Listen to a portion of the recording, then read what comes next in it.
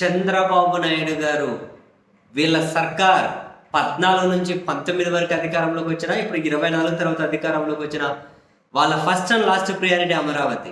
అక్కడేమో క్షేత్రస్థాయి పరిస్థితులు ఏమాత్రం సహకరించట్లే. వీళ్ళేమో దాన్ని ప్రపంచ నగరాలని చెప్పి ఏదేదో పత్రికలు, టీవీ ఛానల్లో కొన్ని పిక్కులు పెడుతూ ఉంటారు. దానికి తగ్గట్టు ముఖ్యమంత్రి గారు కూడా వరుస పెట్టి దానికోసం ఏకంగా నారాయణ అని ఒక మినిస్టర్ నియమించి ఆయన సారు పని అంతా అదే. ఇక చంద్రబాబు గారు ఎక్కువ సమీక్షలు దాని మీదనే. అసలు ఏం చేద్దాం అనుకుంటున్నారు? రాష్ట్రానికి నిజంగా క్లారిటీ లేదు. ఎంత అధికారం ఉంది కదా, మనం ఇష్టమైనట్లు చేస్తూ పోతాం. ప్రజల అభిప్రాయాలు కానీ పరిగణలోకి తీసుకోవాలి కదా.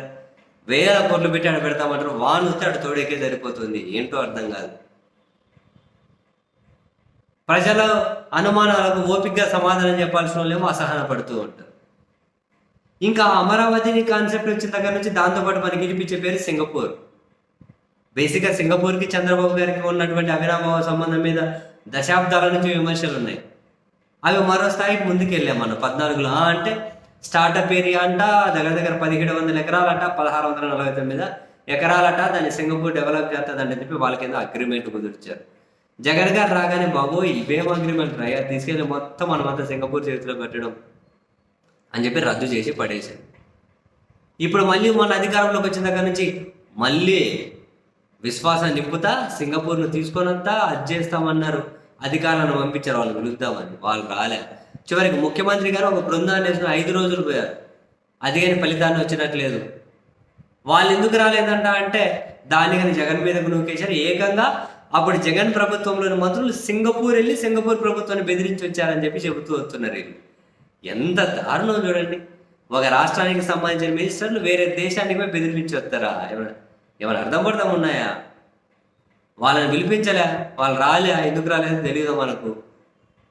రాకుండా అది కానీ జగనే కారణం, అది ఇది మళ్ళీ వీళ్ళు అధికారంలోకి వస్తారని వాళ్ళు భయపడుతున్నారు.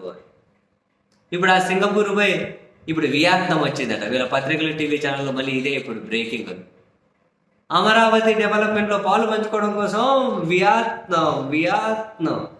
అదే చిన్నప్పుడు మా తాత ఒక కథ చెబుతూ ఉండే, దుబాయ్ డోలెచ్చ డింగ్ డాంగ్ డింగ్, దుబాయ్ డోలెచ్చ డింగ్ డాంగ్ అని, డోలుబాయ్ పలకొచ్చ డింగ్ డాంగ్ డంగ్ అని చెప్పి ఒక కథ బాగా ఒక కథ చెబుతూ ఉండే మా తాత చిన్నప్పుడు.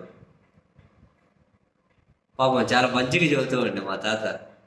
అది నాకు అదే గుర్తొచ్చా. సింగపూర్ బై వియత్నాం వచ్చా, డింగ్ dong ding, Singapore by Vietnam వచ్చా. ఇప్పుడు సింగపూర్ స్టార్టప్ ఏరియా ప్రాజెక్ట్ ఏదైతే ఉందో ఆ ప్రాజెక్టును వియత్నాంకి చెందిన ఏదో విన్ కంపెనీనా విన్ ఏదో కంపెనీ వాళ్ళు చంద్రబాబు గారి ముందు ప్రపోజల్ పెట్టారు, మేము డెవలప్ చేస్తాము అని. దానికి సీఎం గారు కనుక గ్రీన్ సిగ్నల్ ఇస్తే ఇంకా ఒప్పందాలు కుదురుతున్నాయి.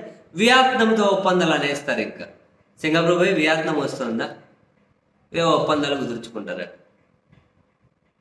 ఇది ఒక చిక్కని కథలు, చిక్కని ప్రాజెక్టులు. ఏందో ఈ రియల్ ఎస్టేట్ వెంచర్లు ఏంటివో, ఈ కథలు ఏంటివో.